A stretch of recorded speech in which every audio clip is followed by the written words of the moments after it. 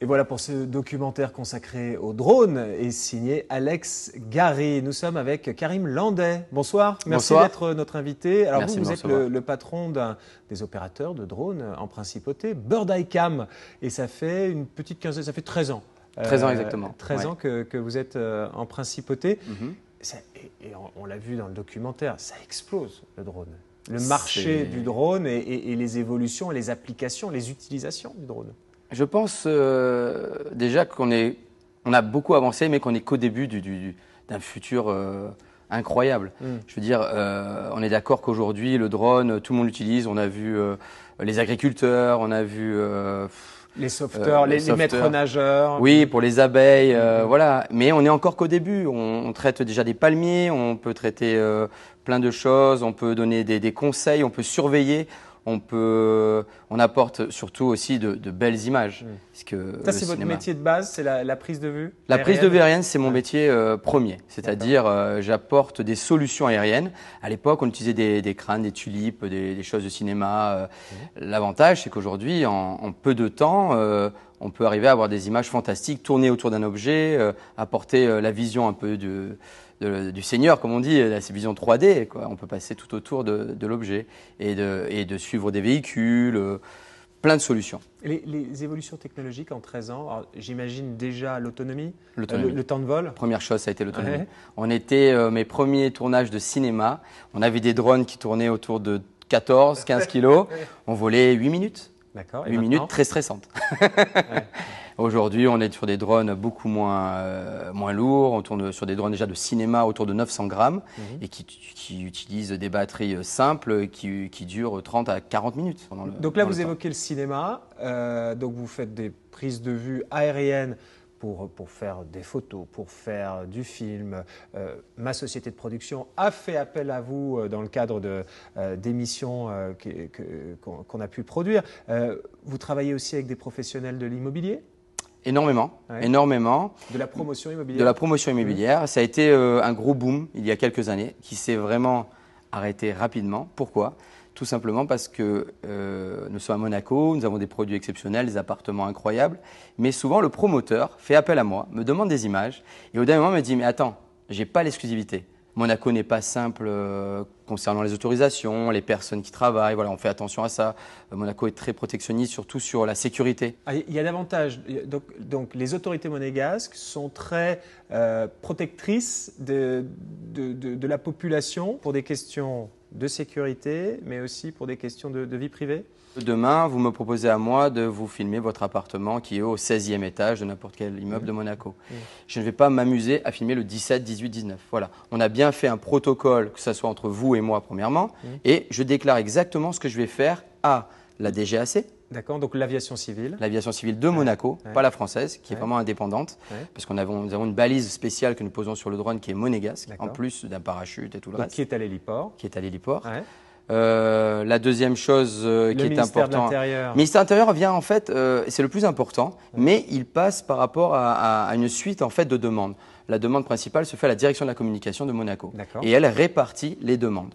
D'accord. Ok, donc elle va répartir au ministère de l'Intérieur, la police, la sûreté qui va recevoir la même chose, et en parallèle, je fais une demande à la DGAC sur un site monégasque qui s'appelle FlySafe, et là on fait aussi un autre plan de vol. Donc tout ça est bien expliqué. Est-ce que les autorisations sont plus encadrées à Monaco qu'en France? Est-ce qu'il y a des choses que vous pouvez faire en France et qui sont inimaginables en principauté? Oui.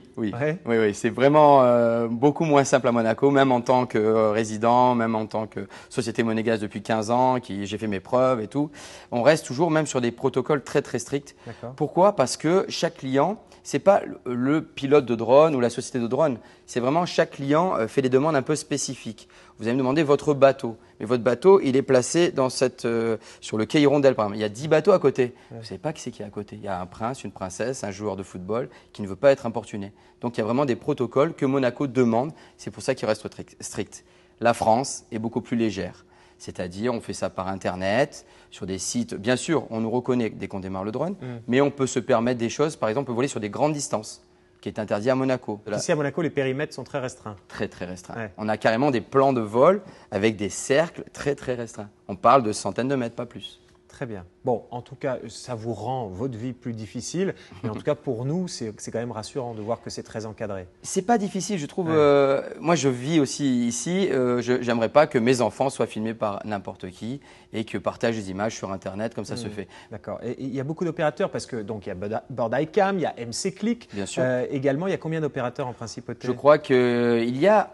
C'est pas les opérateurs en principauté parce que vous allez être surpris. Est-ce que les gens de l'extérieur peuvent venir? Voilà, exactement, c'est ce qui se passe. C'est beaucoup de papiers pour entrer à Monaco, mais Monaco reste ouvert. Monaco ne donne pas l'exclusivité aux sociétés monégasques. D'accord.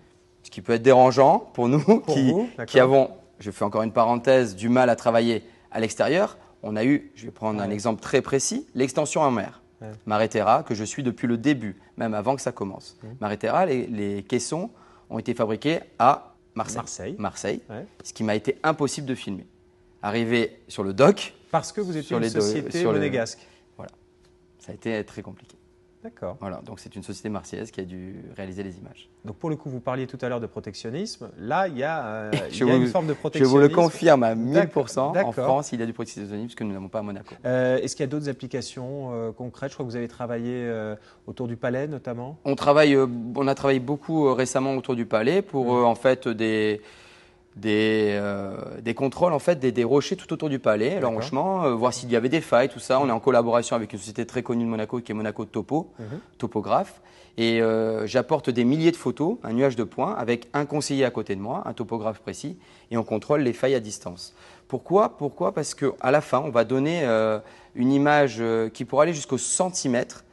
Et ce qui est intéressant, c'est que mon image va être envoyée, là elle est envoyée précisément dans le Var, je crois, ou un peu plus loin, pour un tailleur de pierre qui va replacer les mêmes pierres sur les murs autour du palais, sur les remparts. Là, pour vous, on en est au tout début. Vous nous disiez que ça faisait 13 ans que vous étiez dans le business du drone. Qu'est-ce qui nous attend? Qu'est-ce qui nous attend avec les drones? Ça a évolué en 3-4 ans. On va en parler directement. C'est le numéro 1 mondial, DJI, en fait le chinois, qui a vraiment explosé sur le marché. Pourquoi? Parce qu'il a donné accès à ces petits engins très facilement et à tout le monde. Pourquoi? Tout simplement, bien sûr, je pense pour l'argent, mais surtout, il a vu par rapport à toutes ces expériences avec tous les particuliers pour pouvoir faire évoluer le matériel pour nous, les professionnels. Ils ont sûrement des retours. C'est ce qui nous dérangeait, nous, professionnels, qu'ils avaient toutes nos informations et nos images et notre GPS, parce que tout est retransmis à distance. Donc, il y a une dimension de souveraineté technologique qui est importante, parce que ça veut dire qu'à distance, si jamais les Chinois veulent débrancher notre drone, il ne marche plus. C'est totalement ça qu'on a dit. C'est totalement ça qu'on l'a vu. Et c'est pour ça, je vous fais encore… Je sais que c'est un enjeu en matière de défense, quand c'est du matériel américain je voudrais pas en parler ou chinois de la défense. Ou autre. On y est. Ouais. La défense monégasque, je ne vais pas donner des noms, mais travaille avec d'autres marques. Voilà. D'accord. Voilà. Puisque moi, je suis en collaboration tous les jours avec les carabiniers, la police. Ils utilisent d'autres marques. Et là, ces autorités ont toutes… ils ont libre accès. Mais que ce soit les pompiers ou que ce soit les carabiniers autres, ils ont leur propre drone. C'est l'avantage aujourd'hui, comme le marché a tellement bien évolué, on a formé nous-mêmes, les professionnels, on a formé des professionnels du feu, de la sécurité et tout ça, qui sont venus prendre des cours chez nous tout simplement. Et on a vu, on a été appelés des fois sur un feu nous-mêmes, mais on n'est pas capable, nous jeunes pilotes, de travailler avec eux. Donc on a formé des pompiers qui, eux, à présent, dans leur voiture, ont toujours un drone prêt à décoller. La police, par rapport à des manifestations, peut décoller. Il existe des drones câblés pour rester pendant des heures et des heures par rapport à des rassemblements de foule. Les pompiers à Monaco sont très très bien équipés. La sûreté, bien sûr, a des drones partout. Il y a une piste de décollage au-dessus de la sûreté à présent, sur le nouveau bâtiment rouge et blanc. Les carabiniers aussi ont leur plateforme de décollage, donc tout le monde est autonome là-dessus. Et nous, ça nous rassure en fait. On les a formés et on voit qu'on ne joue pas. On ne joue pas en tant que professionnel. Eux, en tant que professionnels, ne jouent pas avec les drones. C'est ce qu'on essaye aussi un peu d'apprendre aux jeunes qui achètent demain à un distributeur au Métropole, à la FNAC par exemple, de voler en sécurité. Bon, merci beaucoup Karim Landais. Merci de m'avoir reçu, merci de m'avoir écouté. Le patron de Bird-eye-Cam. C'est gentil. Merci d'être venu nous apporter cet éclairage monégasque sur cette folie des drones. Total. Voilà pour ce tour à 360 des drones qui nous survolent. Merci de nous avoir suivis à la production de cette émission.